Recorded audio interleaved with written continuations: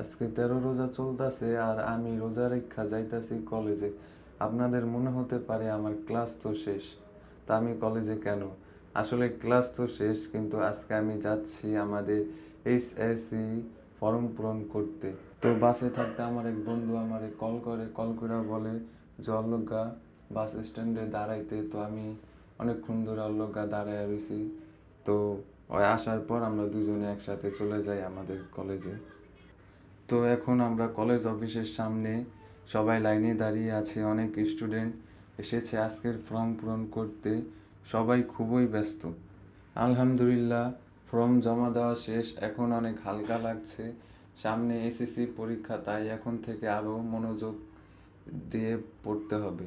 তো কলেজ থেকে বের হয়ে আমরা চলে যাই নিমতলা রেলওয়ে স্টেশনে। এই রেলওয়ে স্টেশনটা পদ্মা সেতুর কাছেই। নতুন এই স্টেশনটা এখন অনেক আলোচনায়, তাই ভাবলাম আজকে আপনাদের নিয়ে পুরো স্টেশনটা ঘুরে দেখাই।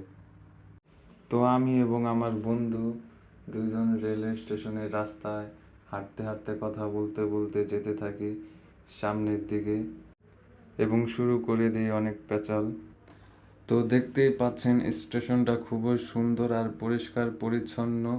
চারপাশে খোলা পরিবেশ আর হালকা বাতাসে একদম শান্ত একটা অনুভূতি। তো বন্ধুরা, আজকের ভিডিও এই পর্যন্তই ছিল। ভিডিওটি যদি ভালো লাগে থাকে তাহলে লাইক করুন, কমেন্ট করুন আর সাবস্ক্রাইব করতে ভুলবেন না। আল্লাহ হাফেজ সবাইকে। বাই।